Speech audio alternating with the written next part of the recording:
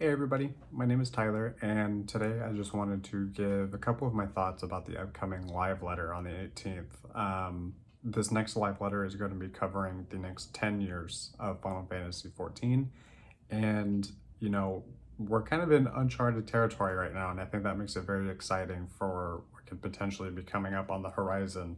As if we look at the past 10 years and everything that has happened then, there is a lot, that could be going on in the next 10. So, I just wanted to kind of give a couple of my thoughts on what we might see, kind of a couple hopes of mine. And, I would love to pass the question off to you guys.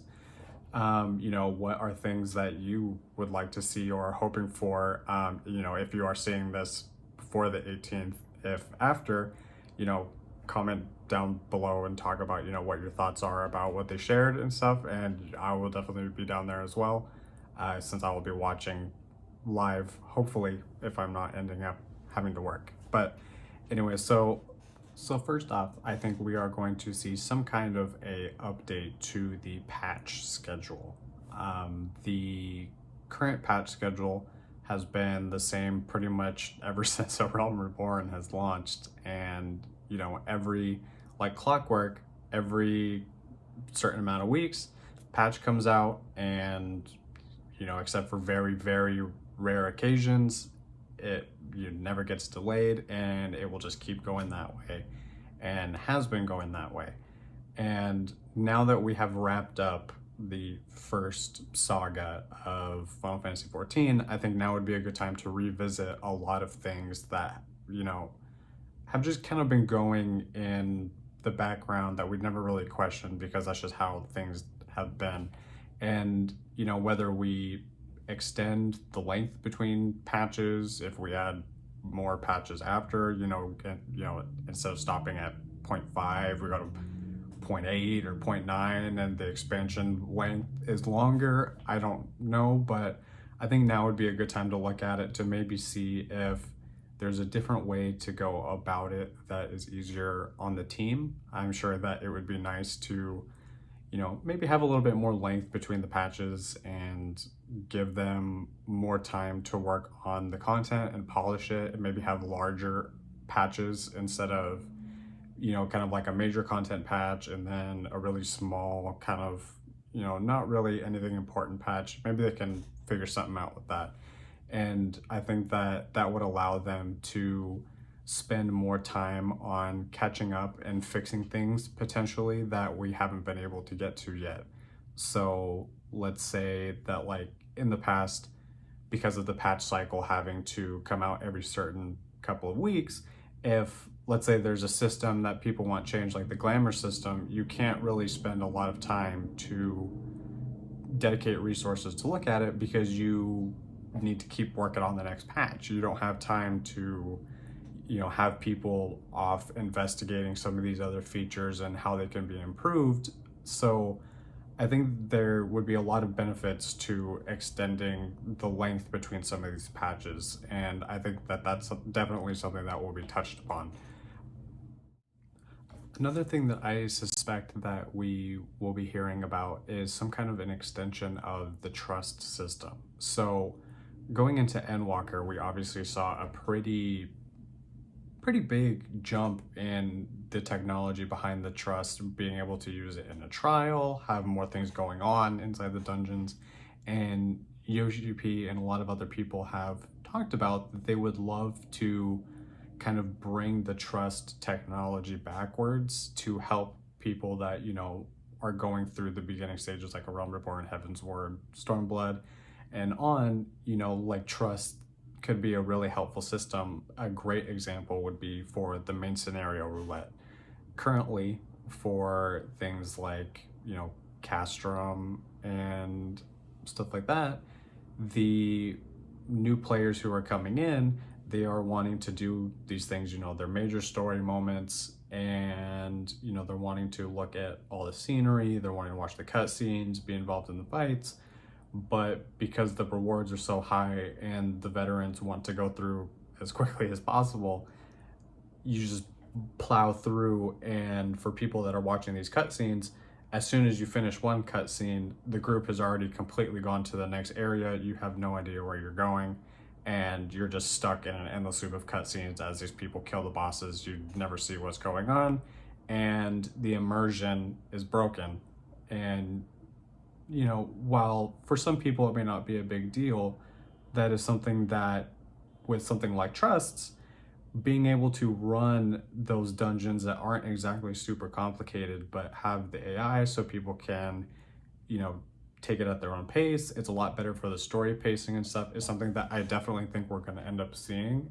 How that ends up, I think that would end up removing something like the main scenario roulette, which I know people might not be too excited about, just because that is obviously a huge source of experience for leveling your alts and stuff. But I think for the long-term health of the game, I think that something like that is very needed. And honestly, you could do that. You can have it take over the squadron technology. You could have the squadrons, kind of advance a little bit or something like that. But I think extending it, and especially in that Realm Reborn and Heavensward part of the story, would be very beneficial to help people get through and start getting into the the higher points of the game, and to keep them retained for a lot longer.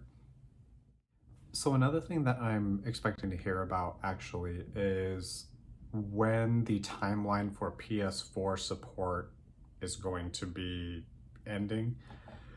Back when I believe Stormblood came out, that was the last expansion, or Heavensward was the last expansion that could run on the PS3. And so while I'm not expecting support to drop anytime, this year or anything like that, I do think that there will be, probably coming up with 7.0 or sometime, around that, I think there will be, the ending of the PS4 support, which, is sad for, there are a lot of people who still play on the PlayStation and stuff, like myself included. I play it, I'm lucky enough that I was able to get a PlayStation 5, and so that's where I play it. But I know that there are still, millions of people who are not able to get a hold of one of these consoles. So I'm hoping that, maybe because the technology of the PS4 is at least, stable enough to run the game pretty okay as it is right now, that maybe it can be extended a little bit longer. Like maybe the support won't be ended in 7.0, maybe it could come in 8.0. But I think that that's something that unfortunately will, be sad for a lot of people to see when that support ends. But I'm also really excited to see the future of, okay, in a future of a next expansion where they know that they have the technology of the PlayStation 5 and, modern PCs, how that changes things like maybe level design. Maybe the levels can get slightly larger because now they don't have to worry about the hard drive, speed limiting the size of levels and stuff on the base PlayStation, now that we have SSDs and stuff. Or maybe they're larger scale battles or different kinds of things like that. I think there are a lot of possibilities for the future of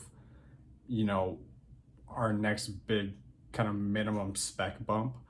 But that's something that I expect they will probably go over as well. If not in this one, I fully expect that this is not the last live letter that we are getting that is going to be like this. I mean, that would be a lot of information to give us everything for the next 10 years of Final Fantasy all in one. So, some of these things could be split up in a couple of these different things throughout, this year, maybe next year, at the different fan fests and stuff coming up. But these are all things that we can keep an eye out for, and are things that I definitely expect them to cover at some point. As for one of my personal, wishes for this, even though I know that it is completely out there and is probably asking way too much of them, I am kind of hoping that there are major engine updates and stuff coming through. It doesn't necessarily have to be a overhaul, because I think that they are able to do quite a lot with the tools that they have right now. But I think that spending time to work on things like the, like the limit of things like the glamour dresser, or trying to figure out ways to get around these things, whether it's a completely different transmog kind of system or things like that. I think it's very important that going into the next 10 years, these are things that need to be addressed. Another thing that could be, updated and changed would be like the friends list. I know that it's not very helpful in a lot of cases, and even if you block people, they can still pretty much see you if they run into you, so it doesn't really matter if you block them and stuff. So there is a lot of things that they can spend this time on, working on. And I do kind of have a sneaking suspicion that maybe they have been working on a lot of this stuff in the background, because I mean, it's kind of crazy that already we're immediately going into news about the next 10 years, but we'll definitely have to wait and see. And I'm hoping that there is something, really cool that's been in the works and stuff for all of us. But, anyways, those are just a couple of my thoughts about the upcoming live letter. Please comment down below what you are hoping to see, and if this is after the 18th, hopefully, the things that you were wishing for came true. I'm hoping for all the best, and, I really appreciate you taking the time to watch my first video that is going to be on this channel. And, if you liked it, please leave a like, subscribe. I really appreciate it. I'm just here to, talk about Final Fantasy and stuff. I don't really do a whole lot of outward kind of things, so this is kind of an outlet, and I would love to be able to get to know some of you and share our love for Final Fantasy. So I hope you all have a great one, and I will see you in the next one. Have a good one.